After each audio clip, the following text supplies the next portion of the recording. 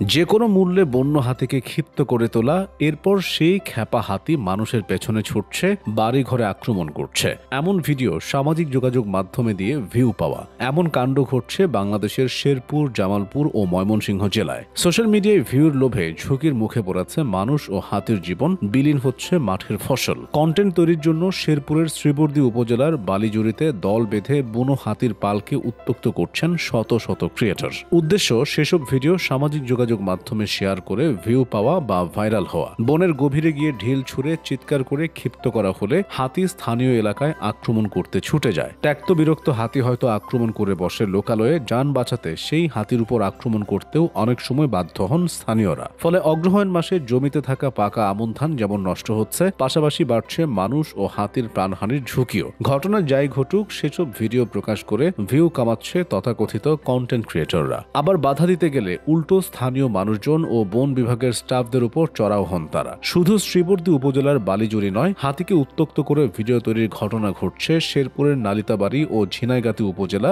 ময়মনসিংহের হালুয়াঘাট উপজেলা এবং জামালপুরের বকশীগঞ্জ উপজেলাতেও। সাধারণত আমন ধান পাকার সময় রাতে হাতির পাল ধান খেতে আসে, আর দিনের বেলায় বনের ভেতরে থেকে বিশ্রাম নেয়। কন্টেন্ট ক্রিয়েটররা উত্ত্যক্ত করায় এখন দিনের বেলাতেও বেরিয়ে আসছে হাতি। তারা হাতিদের ঢিল ছড়ে চিৎকার চেঁচামেচি করে বন থেকে বাইরে নিয়ে আসে। স্থানীয়রা জানান, কন্টেন্ট ক্রিয়েটররা বেশি ভিড় করেন শেরপুরের শ্রীবর্দী উপজেলায়। মূল সড়কের কাছাকাছি যেখানে হাতি বিশ্রাম নেয়, সেখানেই শতাধিক ক্রিয়েটর ভিড় জমান। বন বিভাগের শেরপুর জেলার শ্রীবর্দী উপজেলার বালিজুড়ি সদর এলাকার বিট অফিসার মাজারুল হক বলেন, আগে লোকালয় থেকে হাতি বনে ফেরানো চ্যালেঞ্জ ছিল, এখন মানুষকে বন থেকে ফেরানো কঠিন চ্যালেঞ্জ হয়ে গেছে।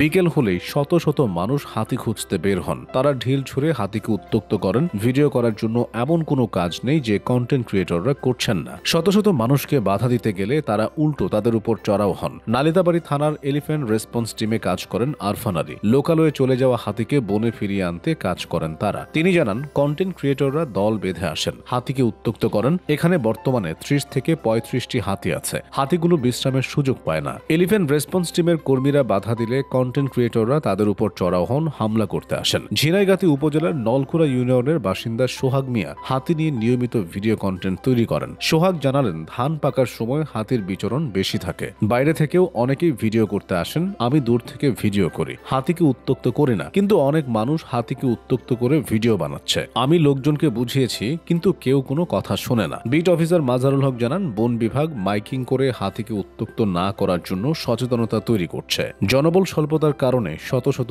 মানুষ নিয়ন্ত্রণ করা কঠিন হয়ে যাচ্ছে। জামালপুর ও শেরপুর মিলিয়ে 4টি বিট অফিসের প্রতিটিতে মাত্র 6 জন করে কর্মী আছে। জাহাঙ্গীরনগর বিশ্ববিদ্যালয়ের প্রাণীবিদ্যা বিভাগের অধ্যাপক ও এশিয়ান এলিফ্যান্ট স্পেশালিস্ট গ্রুপের সদস্য এম এ আজিজ জানান, এই হাতিদের ইতিহাস, ভারতের মেঘালয়ের সংরক্ষিত বন থেকে নিয়মিত 70 থেকে 80টি হাতি এদিকে আসা যাওয়া করত। 2007 সালে সীমান্তে কাঁটাতারের বেড়া দেওয়ায় তা বন্ধ হয়ে যায়। অধিকাংশ হাতি শেরপুরের অংশে আটকা পড়ে। কাঁটাতারের বেড়ায় যে গেটগুলো রাখা হয়েছিল সেগুলো বন্ধ করে রাখা হয়। এ কারণে মাঝে মধ্যে আন্ডারপাস দিয়ে কিছু হাতি ভারতে চলে যায়। সম্প্রতি অধ্যাপক আজিজও শেরপুর অঞ্চলে গিয়ে এমন অবস্থা দেখে এসেছেন। হাতিকে বন থেকে বের করে আনতে অনেকে কুকুরও সঙ্গে নিয়ে যাচ্ছেন। কুকুর লেলিয়ে দিলে হাতি স্বাভাবিকভাবে বিরক্ত হয়। ফলে লোকালয়ে এসে বাড়িঘরের ক্ষতি করছে হাতি। স্থানীয় লোকজন হাতির আচরণ সম্পর্কে জানেন, কিন্তু কন্টেন্ট ক্রিয়েটররা তো জানেন না হাতি কখন কিভাবে আক্রমণ করতে পারে। তাই যে কোনো সময় একটা দুর্ঘটনা ঘটতে পারে। বন বিভাগের ময়মনসিংহ বিভাগের বিভাগীয় বন কর্মকর্তা মোহাম্মদ নুরুল করিম বলেন, পুলিশ সুপার, জেলা প্রশাসক ও বিজিবির কমান্ডারের সঙ্গে এ বিষয়ে কথা হয়েছে।